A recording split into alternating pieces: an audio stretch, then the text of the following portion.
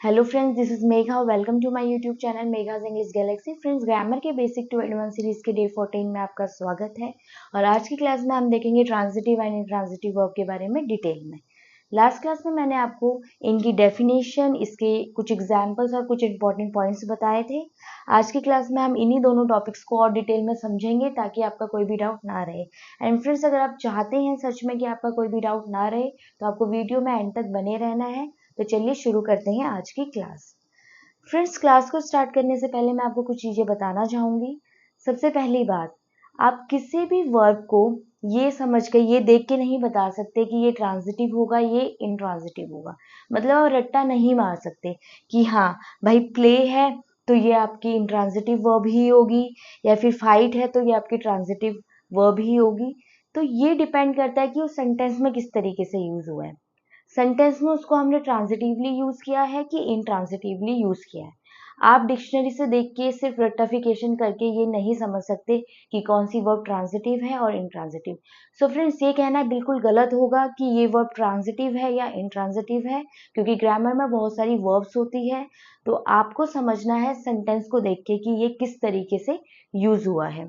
And एक और चीज मैं आपको बताना चाहूंगी, ग्रामर में 90% वर्ब्स तो ऐसी, अप्रोक्सीमेटली मैं आपको बता रही हूँ, 90% वर्ब्स ऐसी होती है जो दोनों तरीके से काम करती है, और 5% जो सिर्फ ट्रांजिटिव होती है और 5% जो इंट्रांजिटिव होती है। तो आपको समझ के पता लगाना है कि ये ट्रांजिटिव है या इंट्रांजिटिव। रट्टा बिल्कुल भी नहीं मारना। समझते हैं कुछ एग्जाम्पल्स की हेल्प से। जैसे कि first example, I read every day, मैं रोज पढ़ता हूँ। ठीक है, इस सेंटेंस में फ्रेंड्स जो ये रीड है, मैं रोज पढ़ता हूँ, इसमें आपको कोई ऑब्जेक्ट दिख रहा है? नहीं। मैं रोज पढ़ता हूँ, मैं क्या पढ़ता हूँ, मैं किसको पढ़ता हूँ, कुछ इसमें मेंशन नहीं है। तो इस वाले सेंटेंस में जो रीड है वो इंट्रांजिटिवली यूज है। यहाँ जो रीड है ये एक इंट्रांजिटिव वर्ब है। लेकिन हम सेम उसी टाइम पे अगर दूसरा एग्जाम्पल देखें, I read a book every day, मैं एक बुक रोज पढ़ता हूँ, तो इसमें आपको मिल गया ऑब्जेक्ट, वो क्या पढ़ता है, व्हाट का आपको आंसर मिल रहा है। इसलिए जो रीड है यहाँ पे ये हो जाएगी आपकी ट्रांजिटिव वर्ब। तो हमने एक ही वर्ब को इंट्रांजिटिवली भी यूज किया है और उसी वर्ब को फिर हमने ट्रांजिटिवली भी यूज किया है। तो इसलिए आपको सेंटेंस को समझ के ये पता लगाना है कि वो ट्रांजिटिवली यूज हुआ है कि intransitively. Second example, he fought very well, उसने बहुत अच्छे से लड़ा।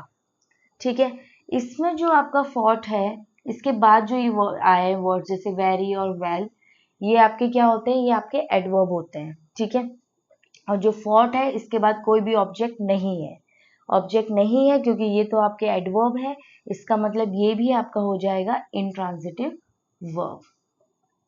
और इसी का ही अगर हम सेकंड एग्जांपल, इसी का सेकंड पार्ट देखें, the soldiers fought the enemy bravely, जो सोल्जर्स थे उन्होंने जो दुश्मन थे उनसे बहादुरी से लड़ा। तो यहाँ पे किससे लड़ा? हुम का आपको आंसर मिल गया, किससे लड़ा? एनिमी से। तो इसलिए ये जो आपकी यहाँ पे ये जो वर्ब है ये आपकी हो जाएगी ट्रांजिटिव वर्ब। तो फ्रेंड्स, आप देख रहे होंगे कि सेंटेंस के हिसाब से हम पता लगा रहे हैं कि वो ट्रांजिटिव है कि इंट्रांजिटिव है।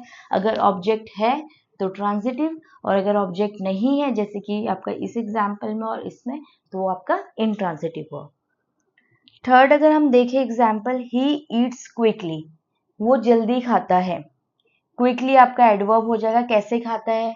हाउ, व्हेन, वेयर, ईटीसी, इन सारे वर्ड्स का जो आंसर देते हैं वो आपके एडवर्ब्स होते हैं। तो इसलिए ईट यहाँ पे फिर अगेन इंट्रांजिटिव वर्ब। इसी का second part, I have eaten that pizza, मैंने वो पिज्जा खा लिया है। ठीक है, तो यहाँ ये जो आपकी ईट वर्ब है, क्या खा लिया है? That pizza. तो ये आपका आपका ऑब्जेक्ट इसके साथ है, इस वर्ब के साथ आपका ऑब्जेक्ट दिया हुआ है, इसलिए यहाँ पे तो ईट आपका इंट्रांजिटिव वर्ब था, लेकिन इस केस में ये एक ट्रांजिटिव वर्ब है। लास्ट वन, दे सिंग ब्यूटीफुली, वो कैसे गाते हैं? ब्यूटीफुली। ब्यूटीफुली आपका फिर अगेन हाउ का आंसर दे रहा है, तो ये आपका एडवर्ब हो जाएगा। तो इसके साथ कोई ऑब्जेक्ट नहीं है, इसलिए ये आपका इंट्रांजिटिव वर्ब। अगर इसी का सेकंड पार्ट देखें, he sings songs at weddings, वो शादियों में गाना गाता है। क्या गाता है? गाना मतलब सॉन्ग्स। तो यहाँ पे जो सिंग्स है ये आपकी हो जाएगी ट्रांजिटिव वर्ब। सो फ्रेंड्स, इस तरीके से हमने देखे कुछ ऐसे एग्जाम्पल्स, कुछ ऐसी वर्ब्स जो कि दोनों तरीके से यूज होती है, ट्रांजिटिव वर्ब की तरह भी और इनट्रांजिटिव वर्ब की तरह भी। तो चलिए देखते हैं कुछ और कॉन्सेप्ट्स को। इस बोर्ड पर आप जितने भी एग्जाम्पल्स देख रहे हैं वो सभी एग्जाम्पल जो है वर्ब्स के, इनमें जो भी वर्ब्स है वो सभी आपकी ट्रांजिटिव वर्ब्स है। ट्रांजिटिव वर्ब्स का मतलब जिन्हें ऑब्जेक्ट की नीड होती है। इन सभी सेंटेंस को, इन सभी वर्ब्स को आप बिना ऑब्जेक्ट के इमेजिन नहीं कर सकते। पहला एग्जाम्पल देखिए, ही डिफीटेड। इसमें जो डिफीटेड है, ये जो फर्स्ट इसका पार्ट है, फर्स्ट एग्जाम्पल का जो फर्स्ट पार्ट है, ही डिफीटेड, ये एक इनकम्प्लीट और इनकरेक्ट सेंटेंस है। क्यों? क्योंकि वो हार गया। अगर आप, कुछ स्टूडेंट्स इसको मानेंगे कि ही डिफीटेड मैम सही तो है, वो हार गया, वो हार गया। तो ये यहाँ पे जो हारने का काम है, उसे हराने का काम है, वो किसी और ने किया है।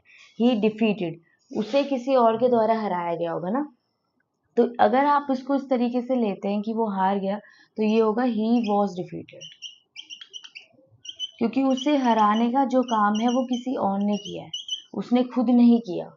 तो इस टाइप के जो सेंटेंसेस होते हैं वो होते हैं वॉइस, मतलब पैसिव वॉइस के सेंटेंसेस। ये हमारा पैसिव वॉइस का एक एग्जाम्पल है।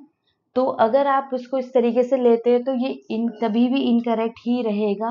उसका करेक्ट वर्जन ये रहा, ही वॉज डिफीटेड, जो कि आप वॉइस में पढ़ेंगे। और कुछ कैटेगरीज ऑफ स्टूडेंट्स क्या करेंगे, वो बोलेंगे, हम इसको ऐसे लिख सकते हैं ना, ही डिफीटेड, कुछ भी ऐड कर देते हैं, जैसे कि इन इंडिया, या फिर ही डिफीटेड इन, कोई भी सन यहाँ पे लगा दिया, इन 2002 ही डिफीटेड एट। मतलब वो क्या करते हैं, इसके आगे प्रीपोजिशन के साथ कोई ऑब्जेक्ट ऐड करते रहते हैं। ही defeated in India, he defeated in 2002, he defeated at this place. ऐसे ऐसे करके वो सेंटेंस को बोलता है कि हाँ अब तो ठीक है मैम, वो हार गया इन इंडिया या फिर वो हार गया 2002 में।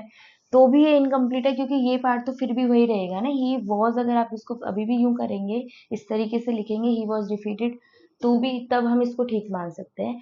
लेकिन आप यहाँ पे भी क्या कर रहे हैं, आप यहाँ पे प्रीपोजिशन को ऑब्जेक्ट दिए जा रहे हैं, प्रीपोजिशन को ऑब्जेक्ट दिए जा रहे हैं, बल्कि आपको ऑब्जेक्ट देना है किसको, वर्ब को। वर्ब क्या है यहाँ पे, डिफीट। वर्ब को ऑब्जेक्ट की नीड है और आप बार बार प्रीपोजिशन को ऐड करके प्रीपोजिशन को ऑब्जेक्ट दिए जा रहे हैं, इसलिए ये भी आपका एक इनकरेक्ट वे हो जाएगा इसको लिखने का। तो इसका करेक्ट जो वे है, जो करेक्ट सेंटेंस है, कब बनेगा, जब हम इसके बाद कोई ऑब्जेक्ट को ऐड करेंगे। जैसे कि ही defeated his opponent in the final, ठीक है, उसने अपने जो भी दुश्मन है उसको फाइनल में हराया। अब इसको क्या मिल गया, ऑब्जेक्ट। और जैसे इसको ऑब्जेक्ट मिला, और ये ट्रांजिटिव वर्ब तो था ही, ट्रांजिटिव वर्ब को ऑब्जेक्ट की नीड तो होती ही है, तो अब ये बन गया आपका करेक्ट सेंटेंस। तो ये आपका करेक्ट है। मैंने आपको पॉसिबिलिटीज बता दी कि बच्चे क्या क्या समझ के इसको करेक्ट मान लेते हैं। अगर इस तरीके से बोलना चाहते हैं कि उसे हराया गया, तो ही वॉज डिफीटेड, जो कि पैसिव वॉइस में पढ़ेंगे। उसे इंडिया में हराया गया, उसे 2002 में हराया गया, उसे इस जगह पर हराया गया, तो भी आपको he was defeated in India in 2002। और आप क्या कर रहे हैं इस केस में, प्रीपोजिशन को ऑब्जेक्ट दे रहे हैं इसको करेक्ट सेंटेंस को करेक्ट बनाने के लिए, जो कि गलत तरीका है। आपको ऑब्जेक्ट देना है किसको, वर्ब को, क्योंकि वर्ब जो है वो ट्रांजिटिव वर्ब है और ट्रांजिटिव वर्ब को ऑब्जेक्ट की नीड होती है। सेकंड एग्जांपल भी उसी तरीके से, जिस तरीके से मैंने यहाँ एक्सप्लेन किया आपको, दे किल्ड, उन्होंने मारा किसको। फ्रेंड्स, जब आप इन सेंटेंस को बोलेंगे ही डिफीटेड, अपने आप से आपके माइंड में ये एक इनकम्प्लीट सेंस आएगा। ही डिफीटेड किसको, उसने किसको हराया, ही डिफीटेड हिज ओपोनेंट। तो खुद एक आपको खुद से अंदर से फील होगा कि एक इनकम्प्लीट सेंटेंस है। जैसे इस वाले में भी दे किल्ड, आप खुद बोलेंगे किसको, तो आपको दे किल्ड द स्नेक, इसलिए ये आपका इनकरेक्ट सेंटेंस है और ये वाला correct, they killed the snake. Third, the army attacked, army ने अटैक किया, अपने आप बोलेंगे किसको अटैक किया, किस पर अटैक किया। और जब आप इसको बोलते हैं ना सेंटेंस को अटैक वाले को, तो द आर्मी अटैक्ड, आर्मी ने अटैक किया, हम बोलते हैं किस पर अटैक किया। हमारी जब हम हिंदी में इसको ट्रांसलेट करते हैं किस पर अटैक किया, तो बच्चे क्या करते हैं, अटैक के साथ ऑन लगा देते हैं, the army attacked on the terrorist. क्योंकि हमने जब हिंदी में इसकी ट्रांसलेशन की तो हमने बोला कि किस पर अटैक किया, उस पर की जगह आप लगा देते हैं ऑन, जो कि गलत है। अटैक के साथ कभी भी ऑन नहीं आता, इस बात को आपको ध्यान रखना है।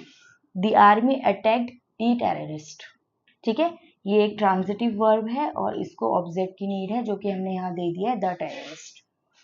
फोर्थ एग्जाम्पल, आई सॉ, मैंने देखा क्या, अपने आप से निकला ना, क्या देखा, तो इसलिए ये भी आपका गलत है, ये वाला यहाँ पे गलत था, ये करेक्ट, दिस इज इनकरेक्ट, और ये वाला आपका करेक्ट।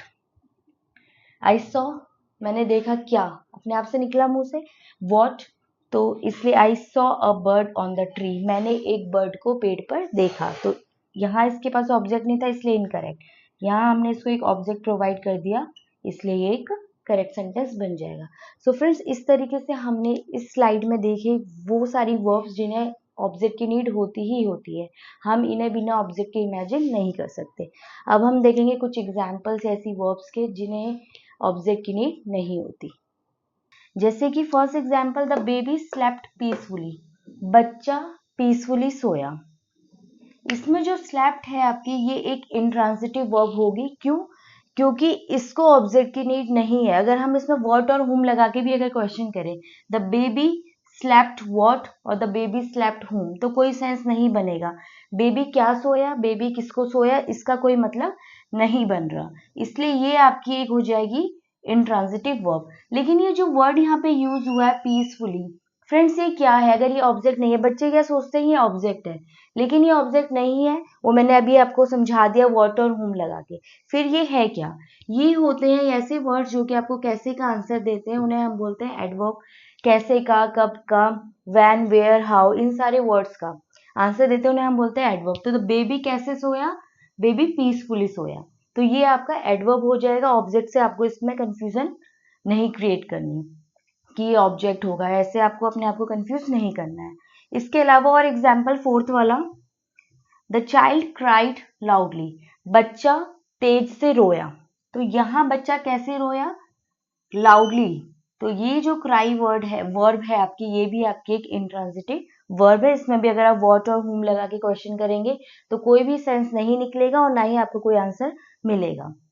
इसके अलावा अगर आप इस वाले को देखेंगे, दे वेटेड आउटसाइड, उन्होंने कहाँ वेट किया? आउटसाइड। तो यहाँ आपको वैन का आंसर मिल रहा है, इसलिए ये जो वेटेड है ये एक इंट्रांजिटिव वर्ब है। इसके अलावा आउटसाइड यहाँ पे एक एडवर्ब हो जाएगा क्योंकि ये वैन का हमें आंसर दे रहा है। और मैंने आपको बताया हुआ है फ्रेजेस और क्लॉजेस वाली क्लासेस में WH वर्ड्स होते हैं, वैन, वेयर, हाउ, इनका जो आंसर देते हैं उन्हें हम बोलते हैं एडवर्ब। ठीक है, तो ये भी एडवर्ब, ये भी एडवर्ब। इसके अलावा जो 7th एग्जाम्पल है, प्लीज सिट डाउन, कृपया करके नीचे बैठ जाओ। तो कहाँ बैठ जाओ? नीचे। जो आपका जो डाउन है ये भी एक आपका एडवर्ब हो जाएगा, और जो सिट है वो एक इंट्रांजिटिव वर्ब है।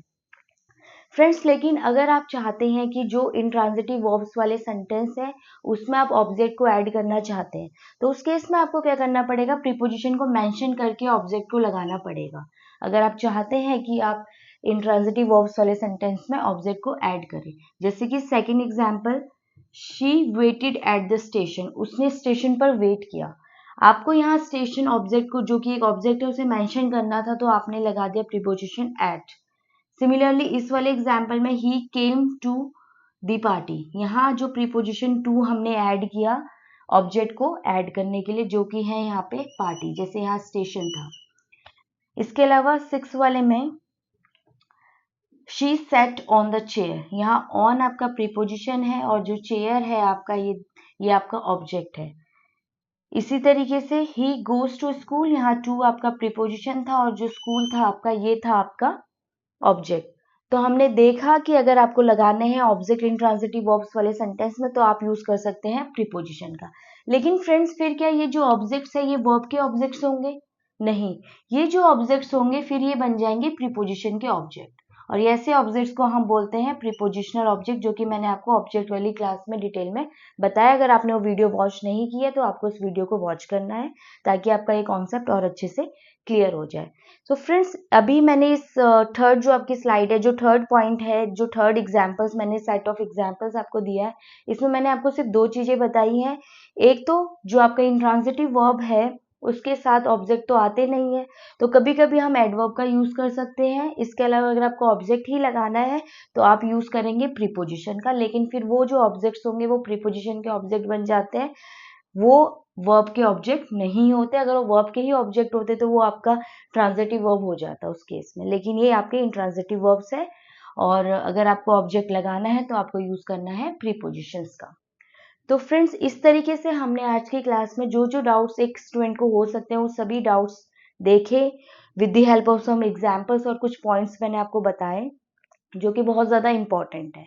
अगर आपको ये वीडियो अच्छी लगी हो तो आपको इस वीडियो को शेयर करना है, लाइक करना है, एंड अगर आपने मेरे चैनल को सब्सक्राइब नहीं किया तो आपको इसको सब्सक्राइब करना है ताकि आपको सभी अपकमिंग वीडियोस की अपडेट मिलती रहे। Thanks for watching.